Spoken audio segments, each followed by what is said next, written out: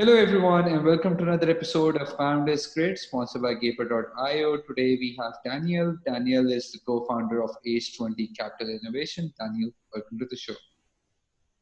Thank you so much for your time and a pleasure to be here today. So give us a brief background about yourself, what you've been up to prior to H20 Capital Innovation.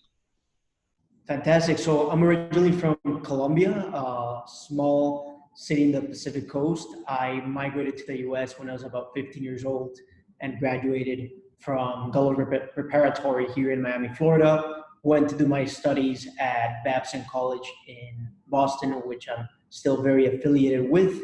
And then after graduating there, I had the opportunity to work directly with the general partners of a nascent, up-and-coming corporate VC fund affiliated to a Fortune 500 company. I was employee number one there, helped that team invest in about 6 companies. Some of them are global operations now.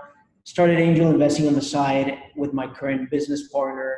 And sooner or later, we started building this fantastic deal flow base, started getting a lot of interest from our own investors, and decided to spin off on our own, create my own venture capital fund to invest in disruptive entrepreneurs.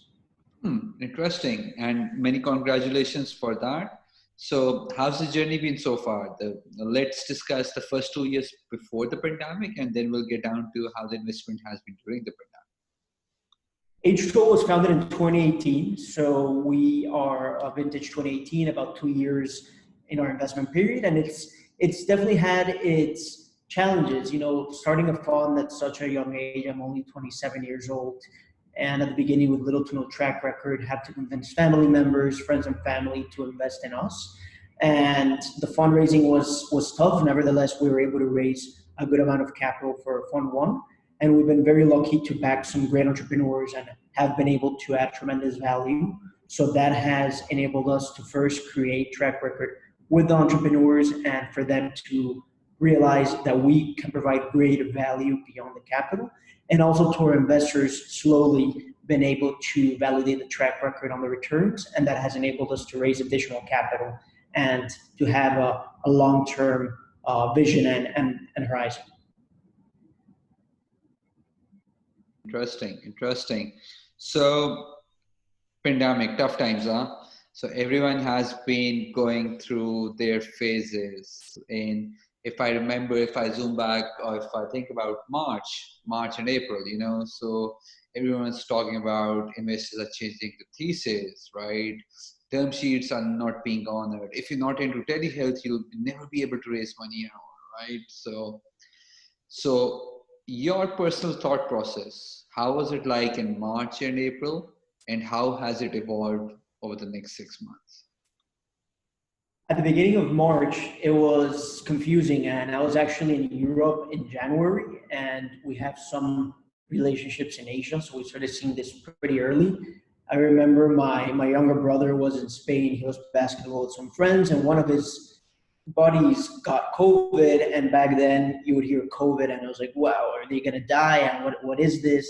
And then slowly you start realizing that it is a gruesome virus, but it has more impacts for elders, and for the younger folks like us, less. So that was a wake-up call. In terms of where I was in March, I was actually in Colombia for a weekend there with a family. I got back in a plane on Monday, and I came back to Miami before they shut down the country, and it's been under lockdown since September, so I was pretty lucky to get out in time. In terms of our portfolio and our entrepreneurs and our investments, it was a process of going directly to the fat, trimming the fat. Some of the companies that had excess team members and perhaps more, I would say, unnecessary or inefficient processes, really trimming those and making them better. Sooner or later, we started realizing for some of our portfolio companies that it had some positive tailwinds. So H2 as a fund is very invested in e-grocery and enterprise software. Those are some strong verticals for us. So anything that has to do with e-grocery or enterprise software, even with remote working, remote communications, has had a great run. So we've been very lucky to ride that wave and knocking on wood, 2 more months left in this year, we're going to have a phenomenal year. Nice, interesting. So we'll come to remote work in the last two questions, but prior to this, as what three pieces of advice would you give to young entrepreneurs, who had just started out during pandemic, prior to pandemic, and especially the tips on how to raise funding, how to go about it? What advice as an investor would you give to these young entrepreneurs? The first tip, and perhaps learning from this pandemic, is that given all these entrepreneurs and investors are working from home and they don't have to be in a traffic jam for 2 hours getting to their office and back and forth between meetings, people happen to be more accessible. Have actually been able to connect with very high level executives at some companies that before it would take a few days or a few weeks to get them to a meeting. Now people are very open to doing that remotely. So boundaries now are limitless and there's less bureaucracies and boundaries to reach people. So if you're raising a round, if you're looking for a POC customer, opening doors, don't be shy, reach out. And the best thing or the worst thing that can happen is that they say no, and they'll probably end up saying yes to a 30-minute call. So definitely reach out.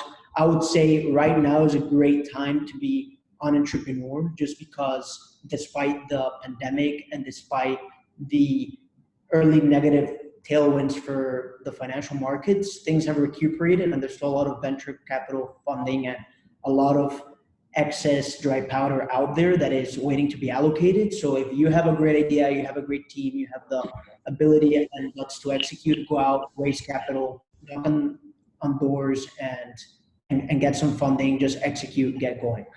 Got it. So last question, Daniel, because I'm sure we could have talked another half an hour, but my marketing team forces me to keep these podcasts within 12 minutes. Remote work. So last year, September onwards, after the WeWork debacle, the whole debate about the office rethinking has been going on. Then the pandemic came and we've been actually reforced to think again whether we need office or not. So once the world goes back to normal, do you think we will be having the 5 days a week? Or if not, if you're going for a hybrid version, how do you see the world? How do you see your portfolio companies going about it? In terms of remote work, we will go to some normality, but there will be some things that will stay as is. Personally, I'm back in my office and I've been here since May, so my team is working presential. Nevertheless, we're very flexible, and if people want to work from home one day, they can do it. So I would call this more of an open campus. People come in and out with precautions.